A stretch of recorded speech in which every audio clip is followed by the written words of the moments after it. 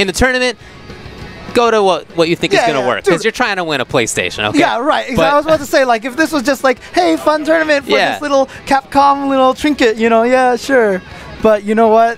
When it's like a PlayStation 4 on the line, dude, it's like I'm going serious mode. But when you're on the kiosks, it's not that big of a deal. You do have to get back in line, but it's not that big a deal. Yeah, so this is LPN playing Bison. Yeah, but you'll also probably see another thing too. One of the cool things about, and this has happened in fighting game history throughout all time, like whenever we had a beta build at a Sunnyvale Golf LAN or whatever, you'll see a lot of people like beat them up first round, second round, they'll be like beat them up and then let them kill them the second round or do experiments and stuff like that. So every once in a while we'll see something like that. So it's just not just like the person stopped, like all of a sudden became really bad or anything like that. Just, you know, a lot of times you want to give people the chance to experiment. Yeah, see that Stand Fierce? Cancelable? So good. It is. So good. Yes.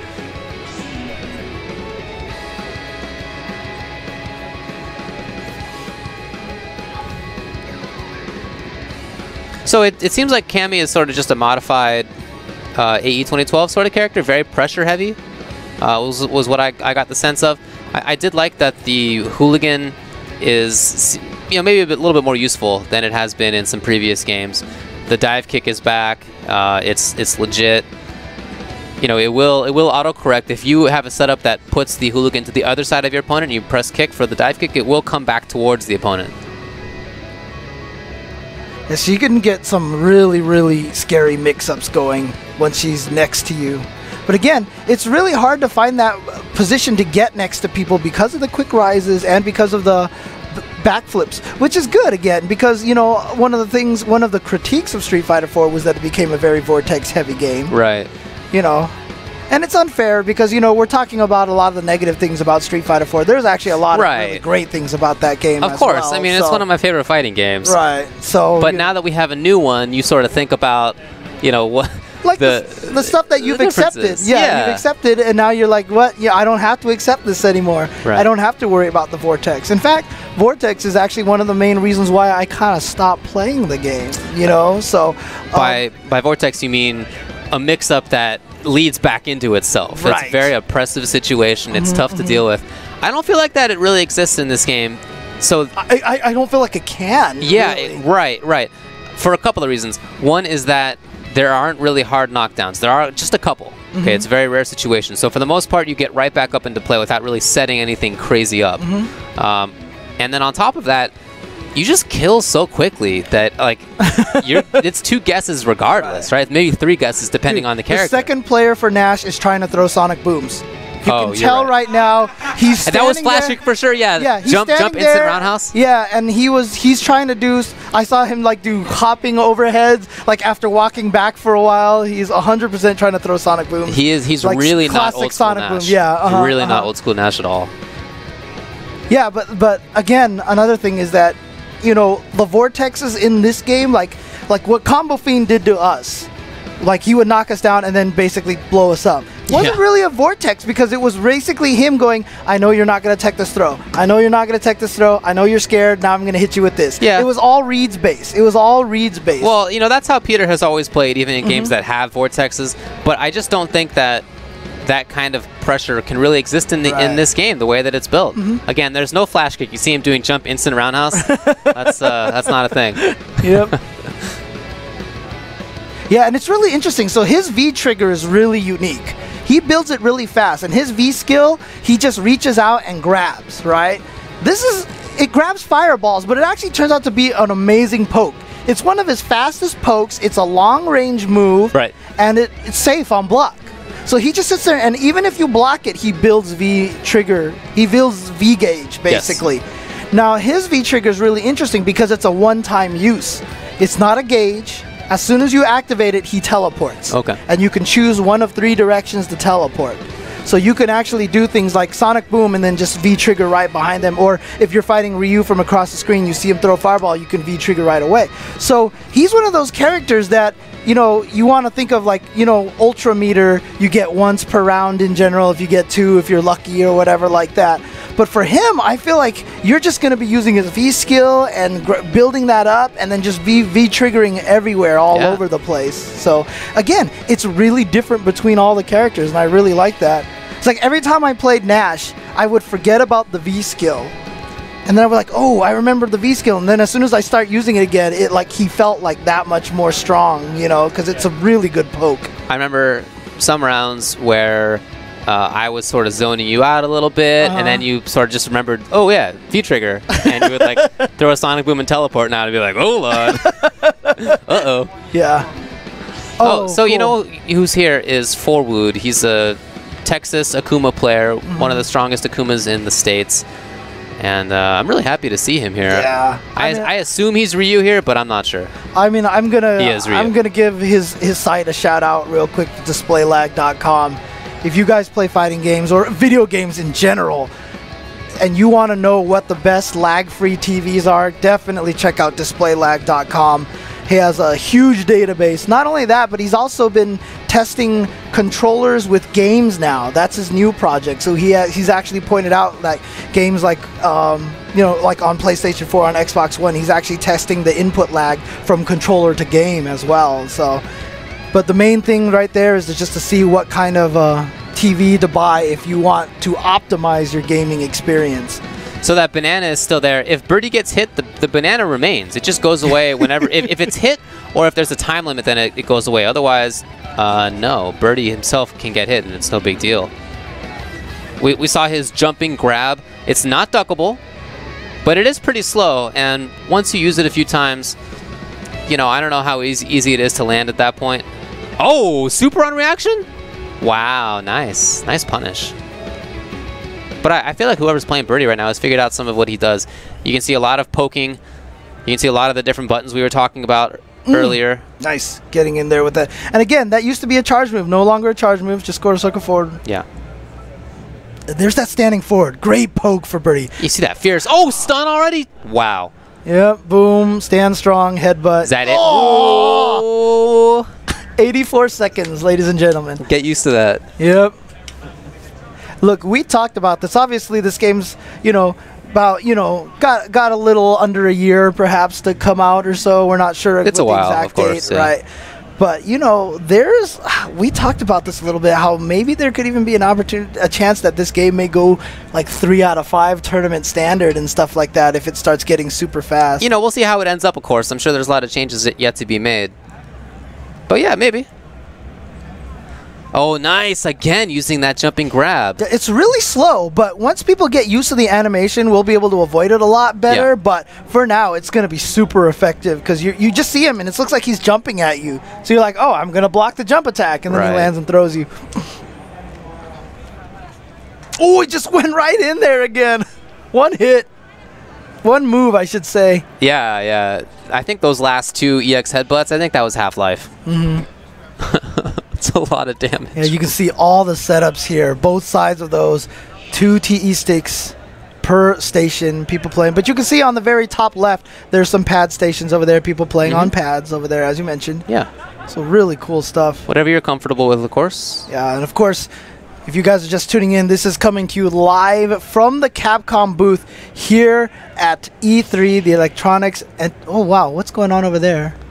Looks like that's Ryu. It's got 3D pictures. Oh, yeah. Okay, so Kama tells about this. So basically, there's a whole bunch of cameras you see right there on the left, right? So now what they'll all do is take a picture one right after each other. So when you're standing in the middle, you can like do some crazy pose animation, and then you can basically bullet time yourself. You see up at the top. Matrix, yeah. You see up at the top left there, you saw the Matrix. But if you move during that, you'll actually get to see it like... That's so sick. It's so funny. I can't wait to do that. I gotta do that we gotta later. do this. We gotta do this, dude. All right. So that axle spin knuckle right there, that is her V skill. Okay.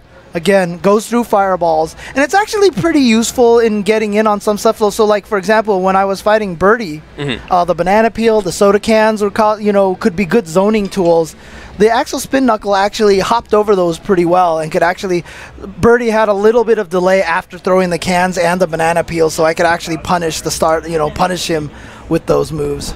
God, you see how far that cannon spike goes. The roundhouse one really goes very, very horizontal now. So it hits far. So it looks. So when I talked to Peter, I asked him which one's the best for anti-air, and he said use the light one as anti-air because that one goes very vertical.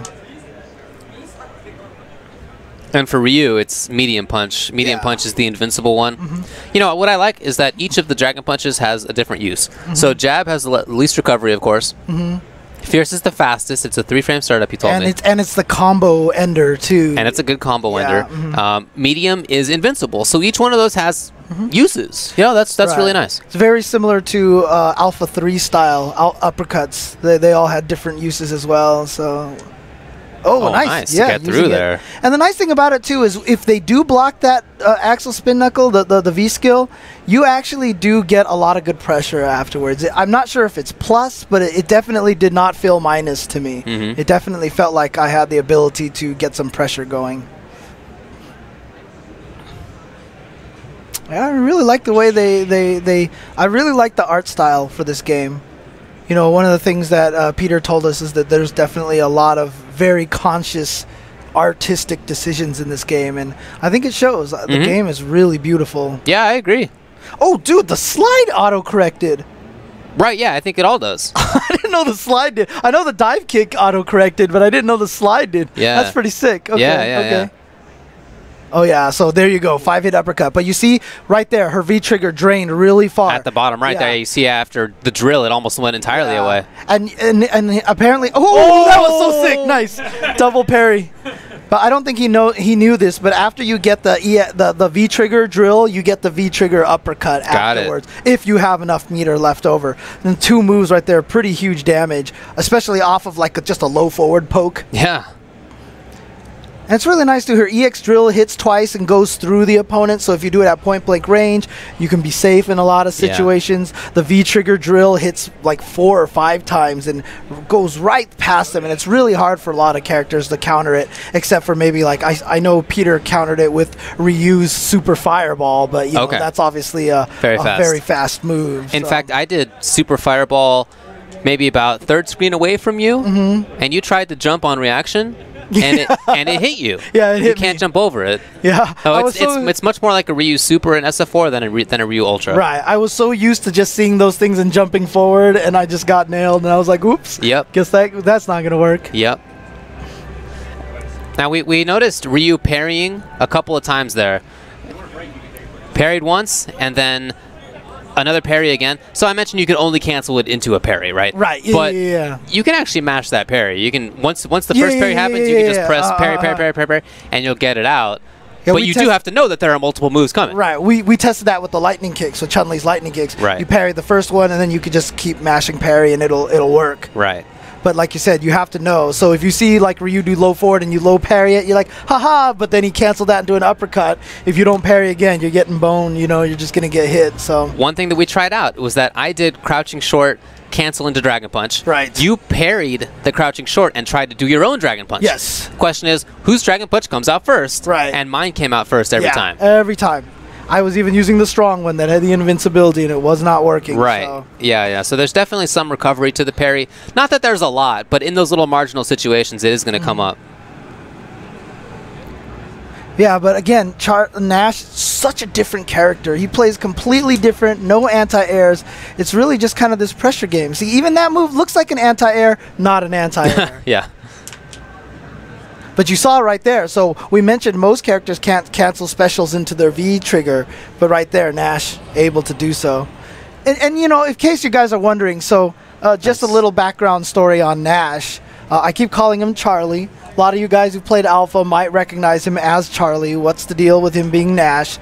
So he was one, as with a lot of the crazy Shadaloo boss name change, he was one of the characters who got his name changed from Japan to America.